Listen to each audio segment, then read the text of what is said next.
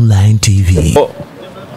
Tarehe 6 ya mwezi huu wa 5 2025, Mahakama ya Hakimu Mkazi wa Dar es Salaam katika eneo la Kisutu ilikuwa chini ya hakimu mfawidhi Muhini ilikuwa inatoa uamuzi wake kuhusiana na hoja ambazo zilikuwa zimeletwa na upande wa utetezi kuhusiana na kitendo cha mahakama kuamua kuendesha kesi hii kwa njia ya kidijitali au kimtandao na kusababisha mteja wetu Tundu Antipas Lissu kutokuletwa mahakamani kutoka kule gerezani Ukonga ambako yuko hivi sasa.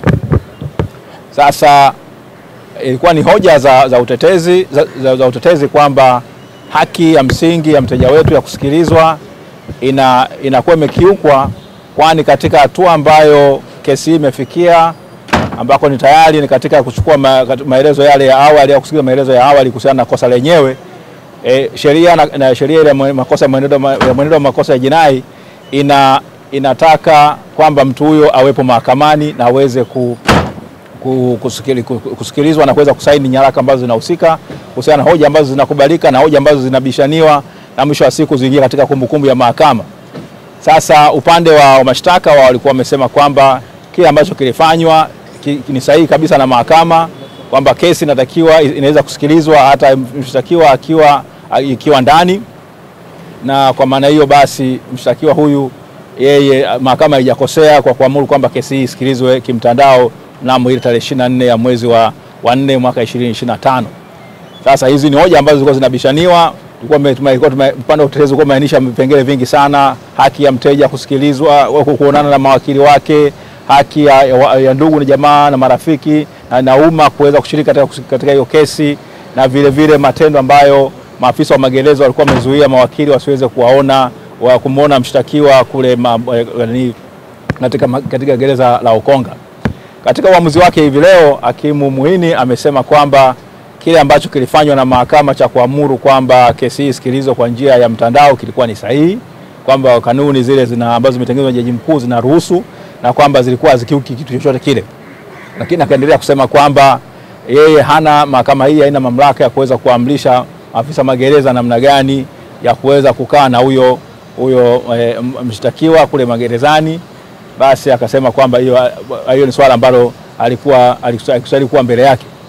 Lakini akaja akatoa amri, akaja akasema kwamba kwa kutokana na kuzingatia ibara ya 13 ibara ndogo ya 6A ya Katiba ya Jamhuri ya Muungano wa Tanzania na mazingira hapa mteja au mshtakiwa amekuwa akikataa kushiriki katika kesi hii kwa njia ya kimtandao, na kutokana kwamba kuna nyaraka mbalimbali ambazo zitakiwa kusaini mwisho wa siku kesi inapokuwa imesikilizwa, basi misingi ya haki na misingi ya kusikilizwa kwa kesi kwa misingi ya haki inadai kwamba mshtakiwa Tundu Antipas Lissu aletwe mahakamani Kisutu na aweze kusikilizwa, kesi yake isikilizwe mbele ya pande zote, kwamba upande wa utetezi, upande wa mashtaka na vile vile mahakama iwepo, umma uwepo uweze kuhudhuria kesi hiyo.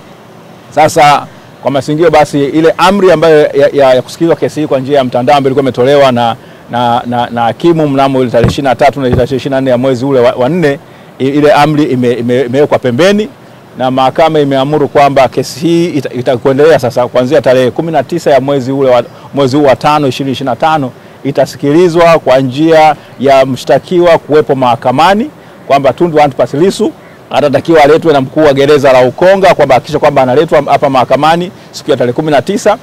Umma unakaribishwa kuweza kusikiliza kesi hii, lakini utatakiwa kuzingatia kwamba lazima ukae kwa amani, usikilize kesi kwa namna ya amani. Itasikilizwa katika koti namba 1 ya mahakama hii ya hakimu mkazi wa Dar es Salaam hapa Kisutu, na kwamba vile vile hata watakaokuwa wako nje basi waweze kukaa katika misingi ya amani bila kuleta vurugu yoyote ile katika mwenendo mzima wa kusikiliza kesi hiyo. Kwa hiyo basi ni kwamba mnamo tarehe 19 ya mwezi wa 5 2025 mteja wetu Tundu Antipas Lissu anatakiwa aletwe mahakamani hapa, na kwa maana hiyo kwa kweli tunaona kwamba haki imetendeka, kwamba mteja wetu sasa atafanikiwa kuwa na siku yake mahakamani. Wazungu watasema a day in court, kwamba atafanikiwa kwamba sasa wale ambao wanamtuhumu basi waweze kuleta ushahidi wao na yeye vile vile aweze kujitetea, na sisi kama wakili wake tutakuwa tayari kuweza kumtetea.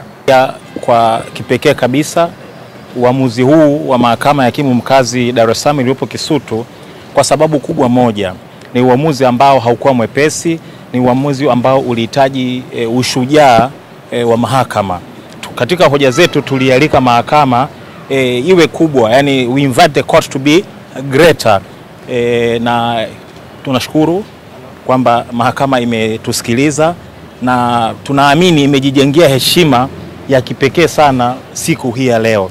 Heshima hii ni kama akiba ambayo imejiwekea, ambayo naamini itatumika kwa muda mrefu sana. Kwa hiyo kwa kipekee kabisa tuishukuru mahakama kwa ujasiri, tumshukuru Mheshimiwa Muhini na tumuombee aendelee kuwa na ujasiri huo, kwa sababu kesi hii kama tulivyosema inafuatiliwa na watu wote wa ndani na nje ya Tanzania. Kwa hiyo heshima hiyo hajajengea ndani ya Tanzania tu, hata nje ya Tanzania, kwa sababu wote mmeona kulikuwa kuna toka Mheshimiwa Lissu afikishwa mahakamani kumekuwa na international observers kutoka taasisi mbalimbali, East African Law Society, mabalozi. Kwa wale wote wanabeba reflection ya kwamba basi angalau mahakama zetu zinaweza kuwa na ujasiri.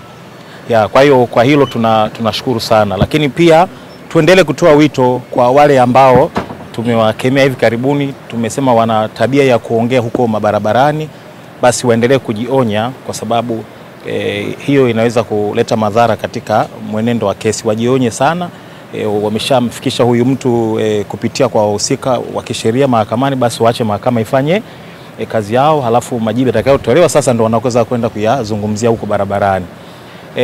Lakini pia tuna report kwamba tulitoa ahadi kwamba tutapigania haki ya umma ya kusikiliza kesi, kwa sababu ingeset a very bad precedent kwa Kiingereza, yani ingetoa misingi mibaya sana kwenda mbeleni, manake ndio ungekuwa sasa ni mtindo. Kwa tuliahidi kwamba tutapigania haki ya wananchi kushiriki kwa mujibu wa sheria ambacho sasa ni maarufu kabisa, kifungu cha 180 kidogo cha kwanza cha sheria ya mwenendo makosa ya jinai sura 20 afanya marekebisho mwaka 2022, kifungu ambacho kinatoa haki ya wananchi au umma kushiriki katika mashauri ya jinai. Kwa tunafurahi kwamba tumetimiza ahadi yetu kwa ujumla wetu kama jopo.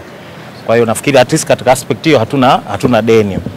Sasa kunapokuwa na haki kuna responsibility pia. Kwa hiyo watu wetu tunawaomba, kwa sababu masharti ya mahakama ni kwamba wale wanaokuja kuhudhuria wajiconduct properly, yani wajitahidi kuwa na nidhamu. Sasa wasituangushe sisi ambao tumevuja jasho na damu mpaka kufikia uamuzi huu. Watakapohudhuria tarehe 19 waje kwa utulivu, ili wasitoe kisingizio kwa mtu awaye yote kwamba unaona sasa tulikuwa tunakwepa kitu kama hicho. Kwa wajitahidi waje kwa wingi kadri busara nafasi inavyoelekeza, lakini watakapofika basi wajitahidi kubehave kama nilivyosema, ili wasituangushe sisi mawakili ambao tumefanya kazi ngumu kwenye mazingira magumu na